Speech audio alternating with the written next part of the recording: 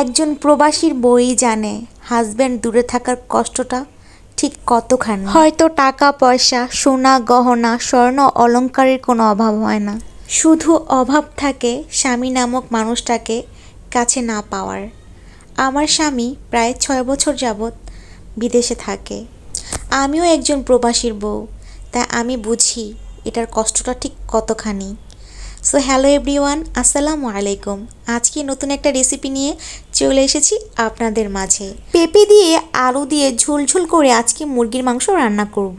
তো রান্নাটা আমি বসিয়ে দিয়েছি। এখানে আমি পরিমাণ মতো তেল দিয়েছি এবং পেঁয়াজ কুচি দিয়েছি।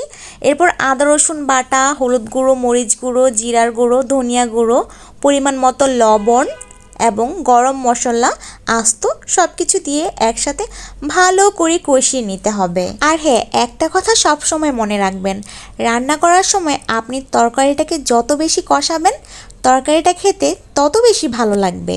তো এই তো কষানো হয়ে গেল মশলাটা। এবারে আমি দিয়ে দিচ্ছি মুরগির মাংসগুলো। এখানে আমি সুন্দর করে মুরগির মাংসগুলোকে কেটে ধুয়ে রেখেছি। এরপর আমি 5 মিনিট ভালো করে কষিয়ে নিব। এতে করে কিন্তু তরকারিটার স্বাদটা আরও দ্বিগুণ বেড়ে যাবে। তরকারিটা যখন রান্না করতেছিলাম আমার চোখ দিয়ে পানি চলে আসছিল, কারণ আমার হাজব্যান্ড অনেক পছন্দ করত আমার হাতের এই রেসিপিটা। যারা প্রবাসী ভাইরা আছে আমার তরফ থেকে তাদের জন্য অনেক অনেক ভালোবাসা, সম্মান, সালাম। তো মুরগির মাংসটা কষানো হয়ে গেল। এরপরে আমি কেটে রাখা এখানে আলু এবং পেঁপেগুলো সুন্দর করে দিয়ে দিলাম।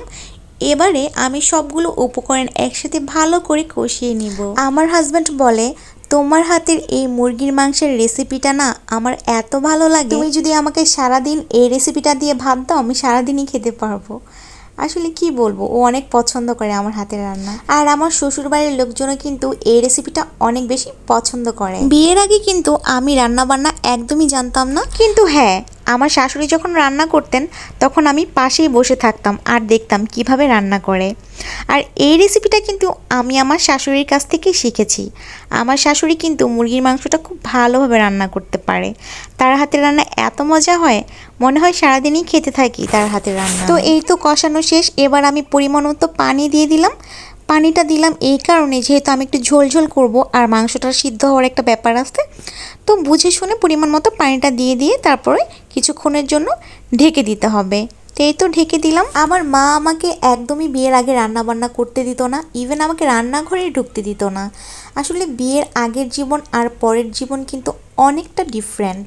বিয়ের আগে আমরা পড়াশোনা করি, বাবা মার আদরের দুলালি থাকি, কিন্তু বিয়ের পর আমাদের কাঁধে অনেক দায়িত্ব চলে আসে।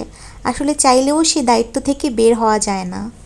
আসলে জীবন পরিবর্তনশীল, আর এই পরিবর্তনের মধ্য দিয়েই জীবন হয়ে ওঠে পরিপূর্ণ। সো কথা বলতে বলতে এই তো আমি আমার রেসিপিটা কিন্তু একদম রেডি করে ফেলেছি। হয়ে গেল আমার পেঁপে দিয়ে আলু দিয়ে ঝোল মুরগির মাংসের রেসিপি। তো দেখতেই পাচ্ছেন কতটা ইজি ওয়েতে কম সময়ের মধ্যে আমি এই মজার তরকারিটি রান্না করে ফেললাম। আমার এই ভিডিওটি যদি আপনাদের ভালো লেগে থাকে তবে অবশ্যই আমার চ্যানেলটিকে একটি সাবস্ক্রাইব করে দিবেন। ধন্যবাদ।